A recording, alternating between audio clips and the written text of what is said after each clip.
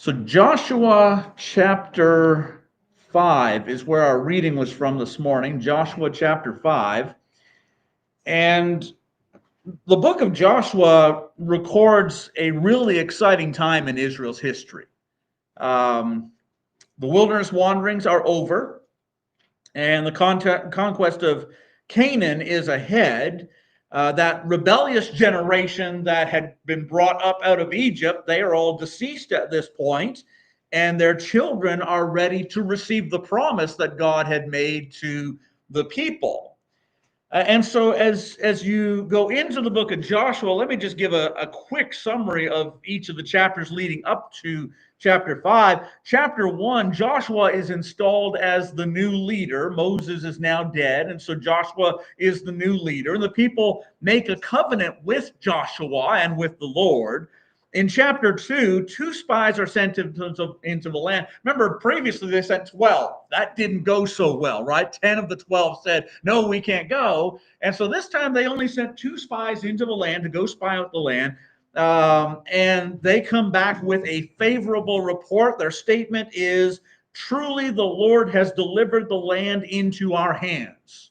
Let's go, because God is going to deliver it to us.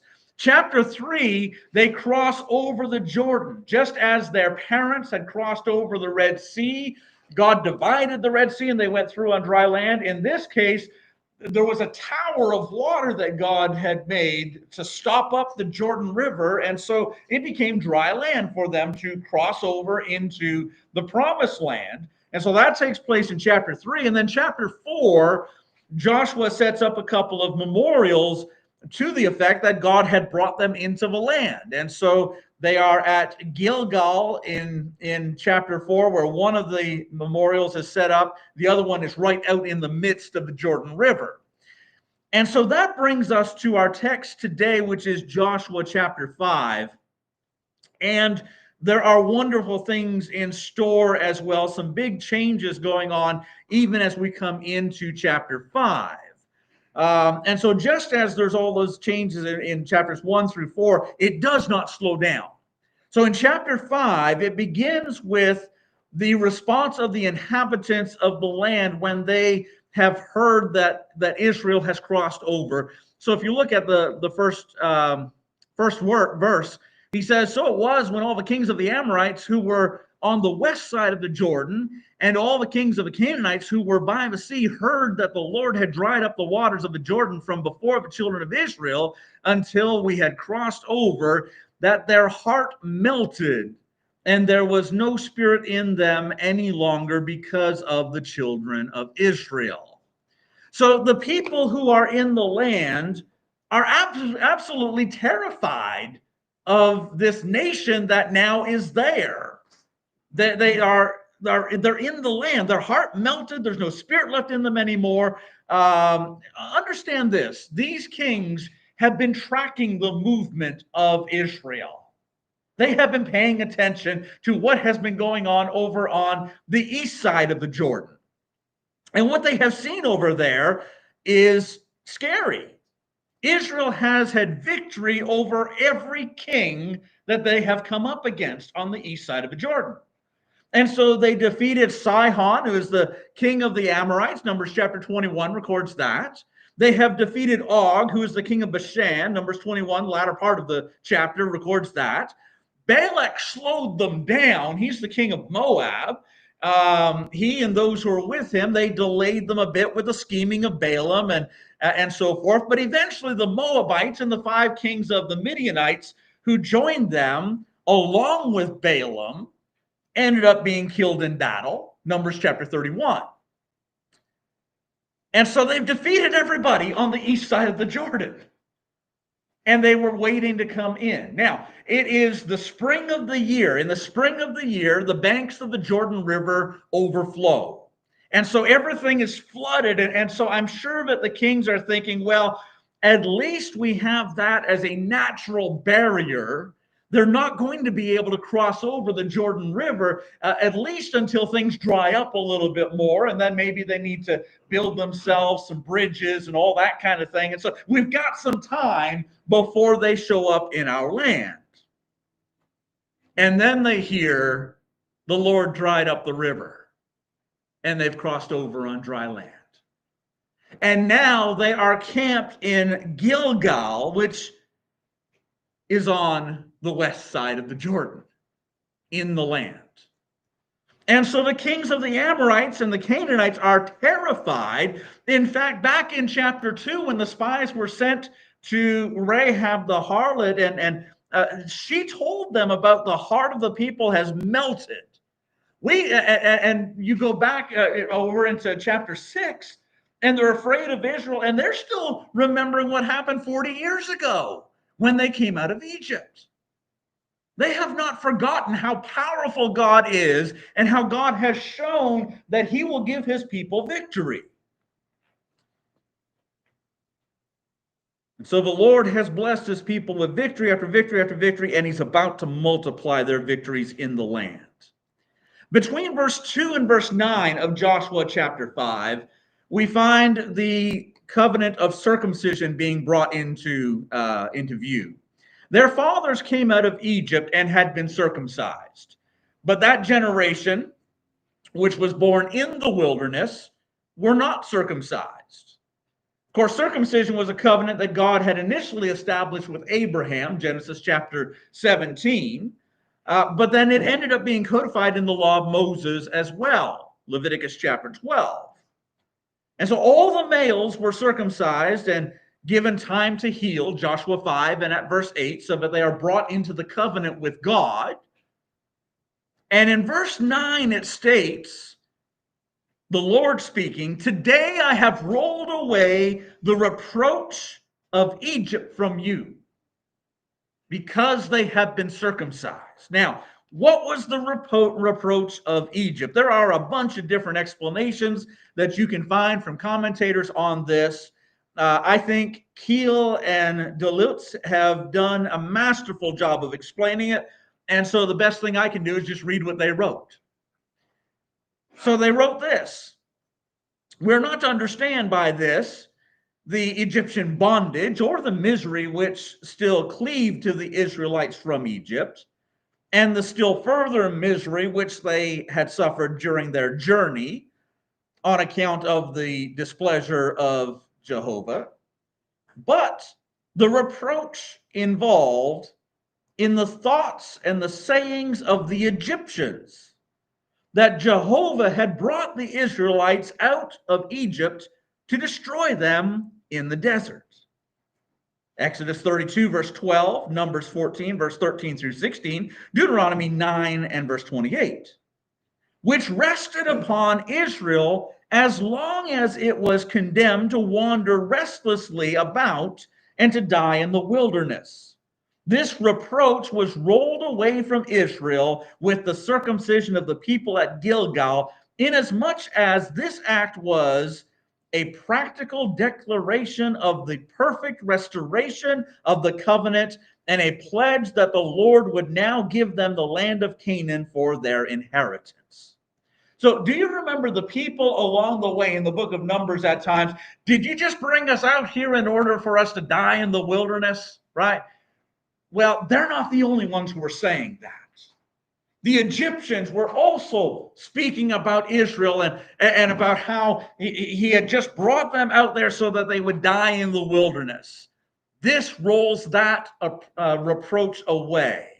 They are standing in the promised land, the land God said he would give to them.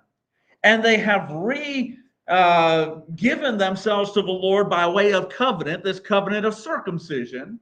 And so the reproach is no longer there. They are ready to take the land, and God has made it so that they're going to take the land. And so all of the naysayers of Egypt and those who followed the voice of Egypt, they are all shut up at this point. They then observed the Passover. Notice verse 10. "Now the children of Israel camped in Gilgal and kept the Passover on the 14th day of the month at twilight on the plains of Jericho." Now the Passover, remember, God established that back in Egypt. The first observance of it was also the establishment of the commemoration of it. And so it's Exodus chapter 12. There's the 10th plague, and the Lord is going to go through all of Egypt, and anyone who doesn't have the blood on the doorpost and on the lintel, the firstborn in that house is going to die. And so they are to remember this year after year, what God had done to release them from Egypt. In Numbers chapter 9 and at verse 5, a year later, we find that they are in the wilderness of Sinai and they kept the Passover there. But there is no indication of the people keeping the Passover from that time onward. Continue to read through the book of Numbers, you will see no more observances of the Passover. It's just not there until we get to this. Now, Exodus 12, verse 48 has something interesting. It says that no uncircumcised person shall eat the Passover. So, eventually, the number of circumcised people versus uncircumcised people in the nation sort of shifts, because those who came out of Egypt, they were circumcised. Those who were younger had not been, and those certainly born along the way had not been. And so these people could not have rightly partaken of the Passover until they entered the covenant of circumcision. And so it seems that for a long, long time, they did not continue in the observance of the Passover. But now here they are, 39 years later, and they keep the Passover once again. And now, again, what's the significance of this? God is establishing a routine for his people. You will obey the covenant of circumcision. I have brought you to the land. I'm going to give you the land, but you got to be keeping my laws. You got to be following the things that have been established. And so they keep the Passover. Verse 11, on the next day they ate of the produce of the land, unleavened bread and parched grain. That's also significant. The way that it's worded, we might read right past it, but if you're familiar with the feast, there is the Passover, and the next day is the beginning of the Feast of Unleavened Bread. And so verse 11 in our text says, not only verse 10 did they keep the Passover, verse 11, they kept the Feast of Unleavened Bread. And then that brings us to verse 12. Then the manna ceased on the day after they had eaten the produce of the land. And the children of Israel no longer had manna, but they ate the food of the land of Canaan that year. That had to be quite a shock to walk out the next morning, and they had got so used to it, right? You know, there's always manna. And they walk out, and there's no manna. Nothing has shown up on the ground. There is no manna. Manna had fallen for them for 40 years, except on Sabbaths. That is somewhere in the neighborhood of 12,520 days of manna. And now it's gone. There's no more manna. Talk about a huge change. As I said at the beginning, Joshua's time is a time of change for the people of God. But it is a good change.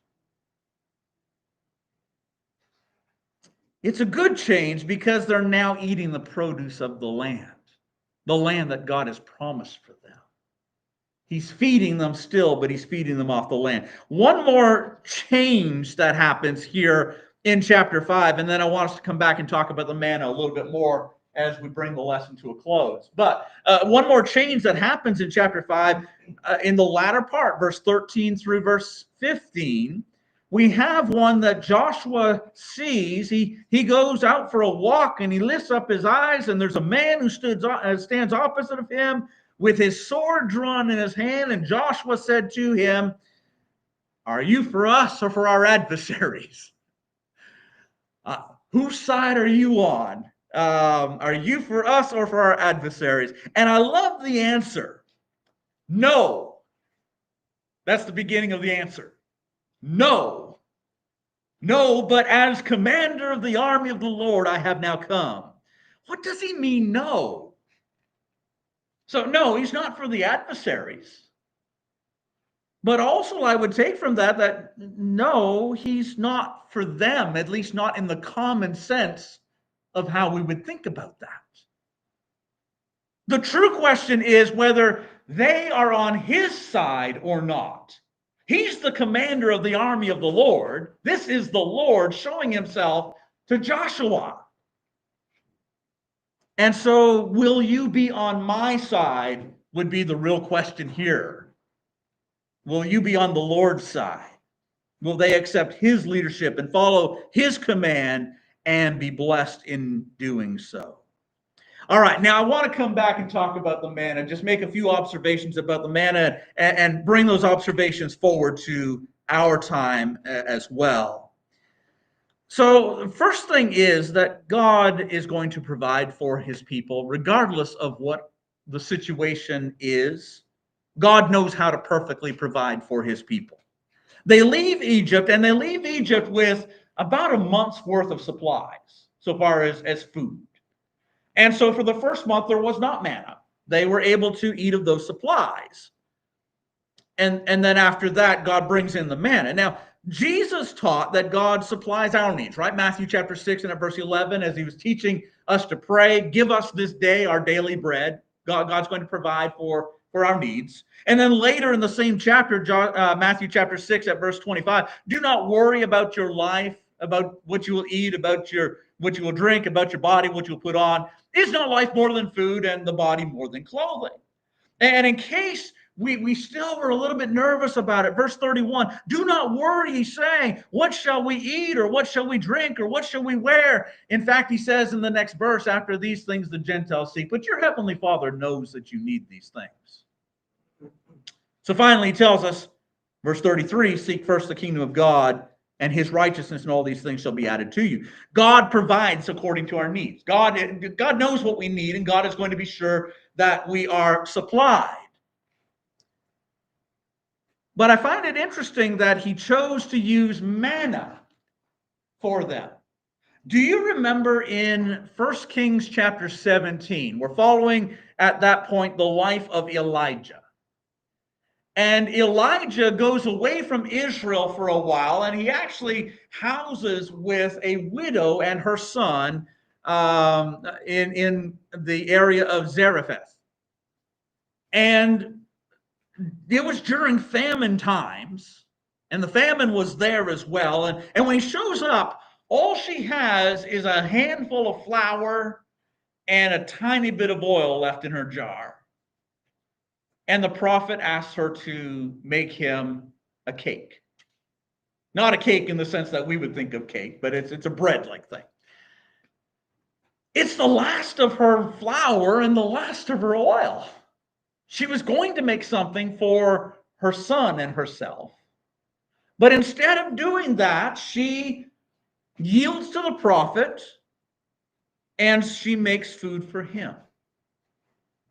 And because she did this, we are told that the Lord blessed her. Verse 16, it says, the bin of flour was not used up, nor did the jar of oil run dry. And so the next day, she pulls out some more flour and more oil, and she makes something else. And then the next day, she's able to do the same thing. It just did not run dry. God perpetually made sure that there was always oil and flour available to her. Back to the Exodus generation. You remember what happened with their sandals? They did not wear out, right? Anyone here have a pair of shoes that you were wearing 40 years ago? Some of you aren't even 40 years old. All right. No one has shoes they wore 40 years ago, right? We go through our shoes very quickly and we throw them out. They were wearing the same shoes.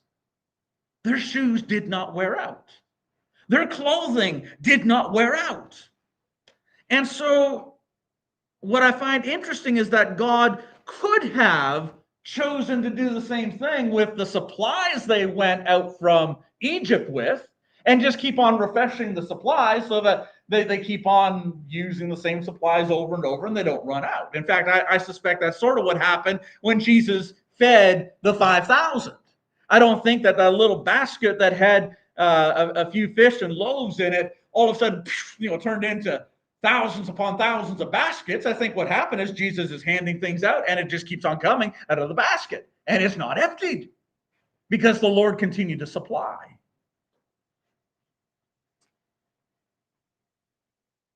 But he provided manna for them. Why? Well, I think the New Testament gives us the answer to that. The manna foreshadows Jesus. So he could have just given a refreshment in their baskets day after day after day, but God plans things out way better than we do, right? And he knows his plan from eternity past. And his plan was that the manna would be representative of Jesus. Remember in John chapter 6, that's John's account of the feeding of the 5,000. And in that chapter, they track him down the next day. It's like that first meal, that was so good, I want more, right? Jesus, I want more. But they didn't come back for the teaching. In fact, he rebuked them for that. He said, you didn't come back because of the word that you heard. You came back because your stomachs were filled. They feigned spiritual interest after that statement. Uh-oh, you might not feed us if we don't show some interest in what he's saying. Okay, so what do we need to do in order to please God? In order to work the works of God, what do we got to do? And then in the process of the conversation, they brought up manna. So our fathers, you see, our fathers, they ate manna in the desert as it was written. He gave them bread of heaven to eat. And maybe you could show us a sign. Maybe you could give us some bread from heaven. That'd be even better than what we had yesterday. Some bread from earth and some fish. Go ahead and show us a sign and feed us. So they asked for bread from heaven. Do you remember what Jesus' response was? I am the bread of life. That was his response. I am the bread of life. And he doesn't only say it once. Verse 35, I am the bread of life. Verse 41, I am the bread which came down from heaven. Verse 48, I am the bread of life. And then he contrasted himself with the Old Testament bread. Your fathers ate the manna in the wilderness and are dead. This is the bread which comes down from heaven, that one may eat of it and not die. Verse 49 and verse 50. And he doesn't stop there. Verse 51, I am the living bread which came down from heaven. Verse 58, this is the bread which came down from heaven, not as your fathers ate of the manna and are dead. He who eats of this bread will live forever. Why did he not just keep on filling their baskets when they were wandering in the wilderness? Because the manna was representative of Christ, and it kept them alive through that whole time, and then the manna was taken away. But Jesus says he is the true bread of life, that true sustenance is found in him.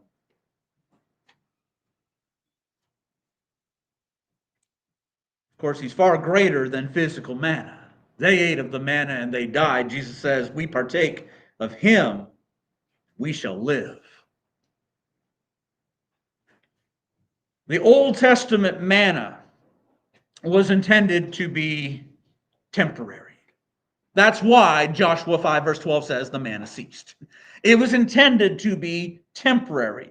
God was going to provide for his people according to their needs at that time, but then when he starts fulfilling some promises, then that means some things need to be removed, including the manna. The manna was not an ongoing promise. The promise was this, that he would lead them out of Egypt to a good and large land, a land flowing with milk and honey.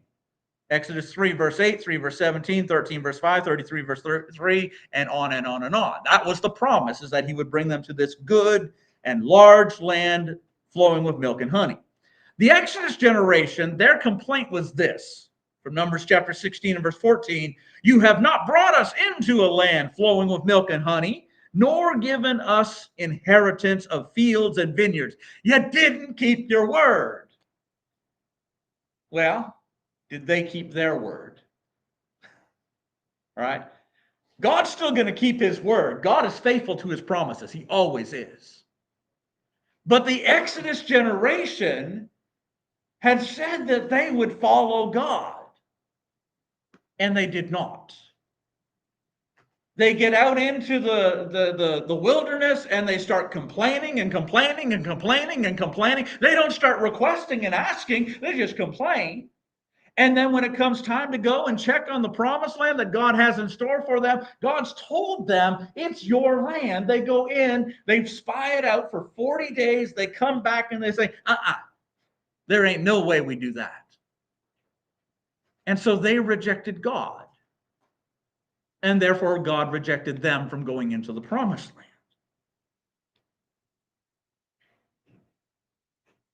However, regarding their children, God said this, Deuteronomy 1, verse 39.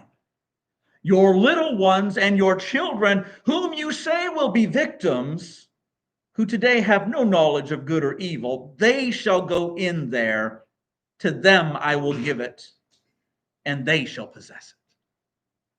They're the ones to whom God would fulfill the promise, because the previous generation did not want it.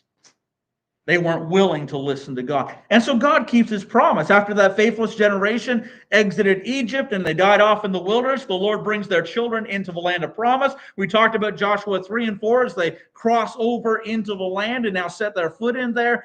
And in our text, they eat the produce of the land that day. And the next day, the manna ceases because God has fulfilled his promise. God never promised ongoing manna for the rest of their lives. God promised a land flowing with milk and honey, and that you're going to eat of the produce of the land. They no longer need the manna. They're in the land of abundance that God had said he would give. And so God keeps his word. Now, we said that Jesus is the New Testament manna, the bread of life. In a sense, the New Testament manna has also been taken away. So Jesus, he's not here right now, is he? He's gone. And Jesus said as much multiple times. John 7:33, I shall be with you a little while longer, and then I go to him who sent me. Jesus said, I will be taken away. John 8:21, I am going away and you will seek me. John 13:33, I shall be with you a little while longer, you will seek me. And as I said to the Jews, where I am going, you cannot come. So now I say to you. Just a few verses later, verse 36, Simon Peter said to him, Lord, where are you going? Jesus answered him, where I am going, you cannot follow me now, but you shall follow me afterward. Jesus very clearly said that he was going away. And so just as the manna that was there for Israel was taken away because God was fulfilling promises, the New Testament manna, Christ, has been taken away for a time. Jesus, in fact, bluntly said it in John 16, verse 7. It is to your advantage that I go away. For if I do not go away, the Helper will not come to you. But if I depart, I will send him to you. Jesus indicates this is part of the plan, that the manna be taken away for a time, so that he would send his Spirit. You see, it's not that he has just taken away a provision. It's that he has taken away a provision that was there for a time. Jesus was here throughout the days of his ministry, and then his resurrection, and then the 40 days after that, and then he was taken away. But he's replaced it with something else. And so he has provided his Spirit.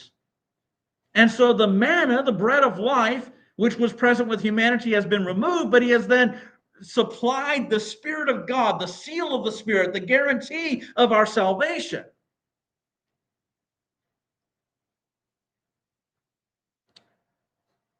Now here's the thing, our manna is going to come back. Their manna, it was done. No need for that. Our manna is going to come back. John 14, verse 1, beginning, let not your heart be troubled. You believe in God, believe also in me.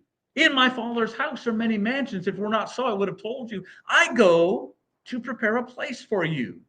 And if I go and prepare a place for you, I will come again and receive you to myself, that where I am, there you may be also. Remember, he said to Peter, where I'm going, you cannot come now, but after a while, you will. He has departed for a time to prepare a place for us for eternity. There are some parallels with Israel's experience with the manna and God fulfilling his promises and bringing them to the promised land, and with you and I as the children of God, and Jesus being the bread of life, the manna, and God fulfilling his promises. And in the end, we will be in the promised land. Right now, we're still sojourning. They, through their sojourn, had manna the whole time through their sojourn. Jesus came as the bread of life to establish his church, and then he provided his spirit, the guarantee, the down payment, the promise of the purchased possession of eternal life in heaven. And so you and I now carry on and wait for our promised land. And when we enter the promised land, it's actually our manna, it's the bread of life that will lead us there, because he will come back and receive us to himself. Now, I imagine there's a whole lot more that could be said, and other lessons that could be illustrated out of the day the manna ceased. But may those things maybe be an encouragement to us today, that God blessed his people in receiving the manna, but so much greater, he led them to the promised land, fulfilling what he had said he would do. And for you and I, we have the bread of heaven that came down from the Lord Jesus, the Messiah, that he gave himself and died for us so we could have life in him. And that now he's actually preparing for us. He is making ready to receive us home. We talked about citizenship in our Bible class this morning. We have heavenly citizenship. Because we have heavenly citizenship, Jesus will come and receive his own, and we will be granted access into heaven, and we will eternally be with the Lord and with his people. What a blessing. And so may we devote ourselves in serving him, knowing that God keeps his promises and that God will have us ready for heaven if we will walk his way. If we can help you in some way today, let us know what we can be praying for you, how we can be encouraging you, what things we need to study, how can we help to build one another up. I want to see everybody in heaven. So let's work to that end and encourage one another. If we can help you in some way, let us know as we stand and sing.